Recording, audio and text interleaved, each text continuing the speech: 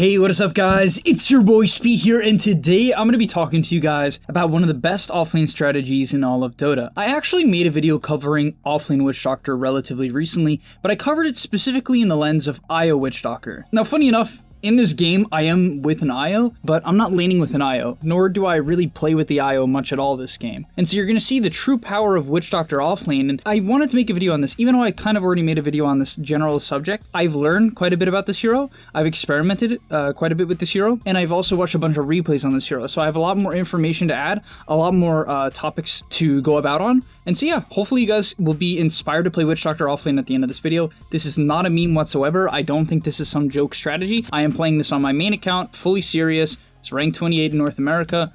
It is, I fully believe in this strategy, and so let's get into it. Also, I want to tell you guys that if you've been struggling with solo queue and you're looking to get to the next rank, I'm going to be able to help you. Like, literally, with the gameleap website, I'm going to give you guys guides that are going to make it unbelievably clear on what you need to do. So if you've been stuck in the solo queue grind, you don't know what to do, and you want to become absolutely broken, but like actually you want to become much better at Dota, and you want to take it more seriously, the gameleap website is going to help you do that. So click the link down below. I'm going to help you get to the next rank, and I'll see you there. All right, so for my starting items, I go these general items about the same every game. The stats are very nice on this hero. He hit for 62 damage, which seems really high to me. Like, this hero's base damage is really nice, and it gives you a little bit of armor that you kind of desperately need. So I definitely like the wand 3 branches strategy. It feels pretty solid. I think there are some other variations of builds you can go. For instance, you can go like branches, stick, ring of protection, because I do like going soul ring first item in most games. I think there is also a variation of the build where you can go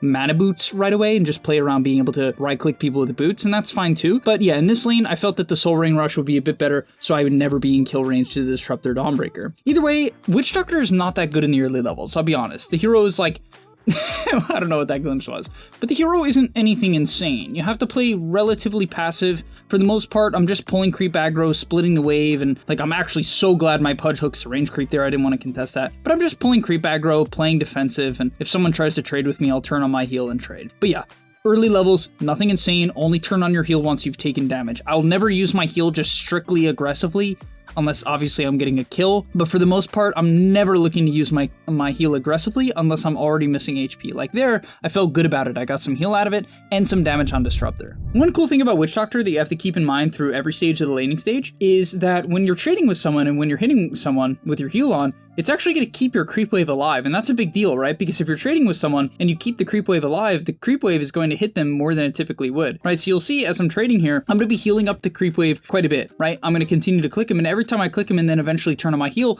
it will keep that creep wave healthy and make it very hard for the Dawnbreaker to fight me. But as I said, mostly just playing defensive. You're looking to get to your level 3 timing. The reason why is the mana per second doesn't go up by too much. It goes up by 50%. However, the heal and damage more than doubles, right? It more than doubles after the buff from last patch. And so it's a very significant increase. I mean, 22 heal and damage per second is a lot, right? Considering it's, 44, but it's in an AoE that also works on your teammates. So it really adds up as we fortunately get first blood there. Kind of the nice thing about Witch Doctor, you do have a stun, right? So anytime your teammate is looking to set up, you can drop your stun and help secure the kill. So the reason why rushing Soul Ring is good is because number one, it makes you tanky and you need the armor. It's also something you're going to have to spam in the mid game to have enough mana to sustain the build without IO. And on top of that, you out heal the damage you take. So the 150 mana you get from proccing it out heals the 170 health that it costs to get that mana.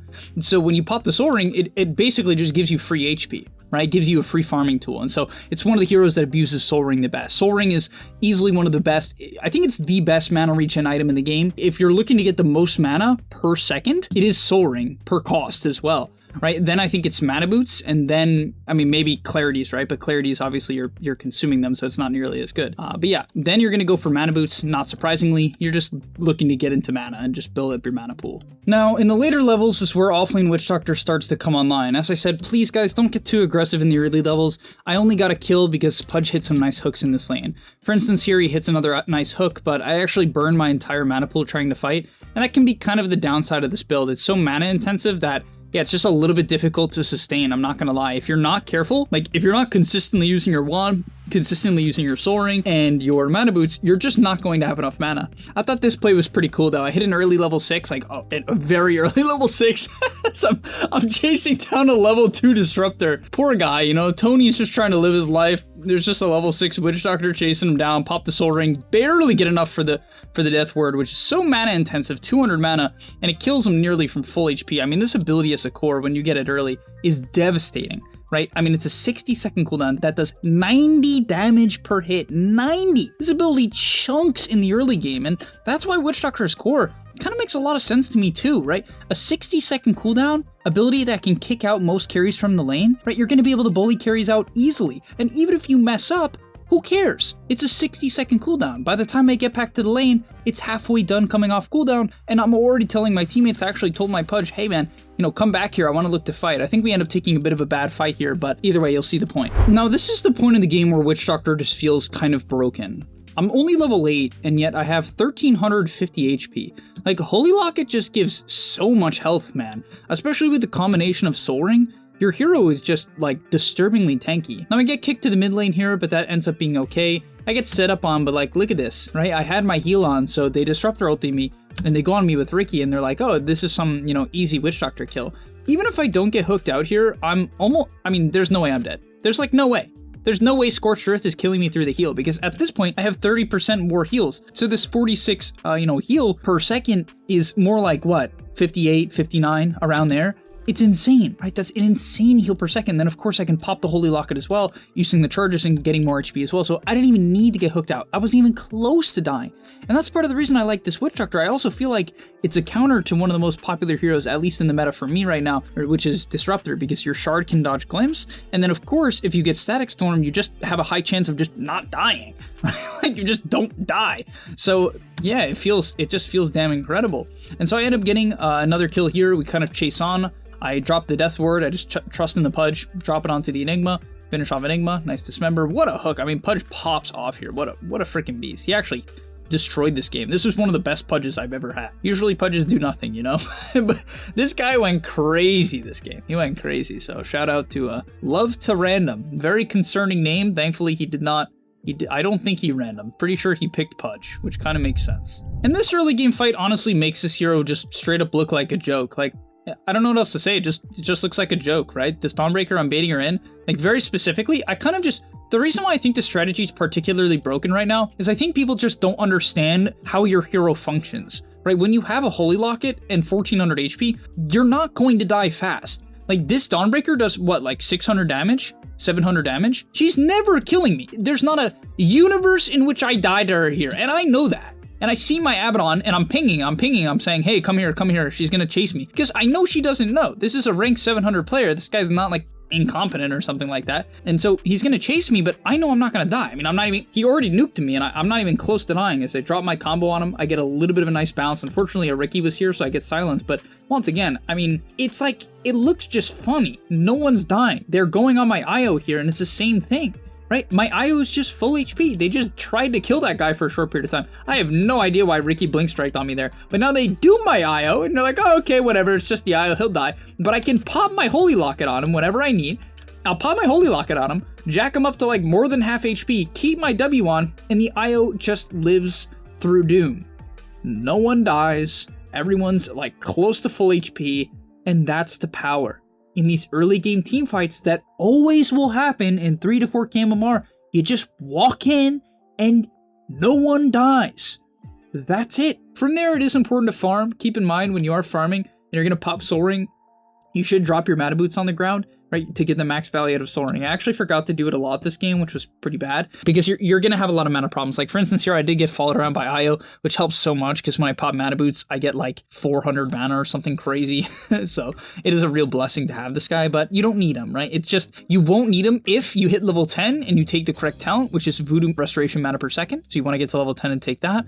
And then you're dropping your mana boots every time you pop your Soul Ring. If you do that, you'll be totally fine and you will not have mana problems. And I know I said this is where things get crazy. I said it like 3 times now. I'm like, this is where things get crazy. This is the time. This is the moment. Well, actually, it gets even worse. It gets even more crazy. My Pudge gets gone on here. This is a support Pudge, keep in mind. So this is not some like over-farmed core Pudge. He's having a good game.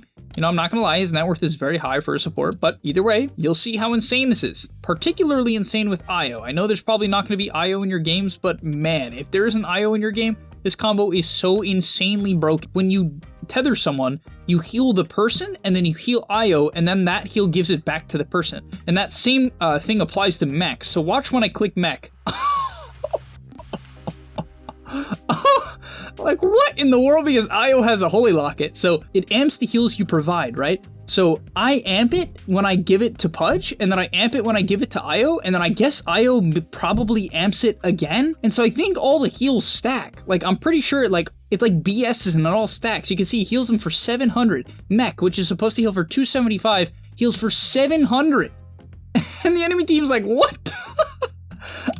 The Dawnbreaker just puts the laugh. That's the correct reaction. You're like, what am I playing against? What am I playing against? This is like not real. It's like such fake Dota.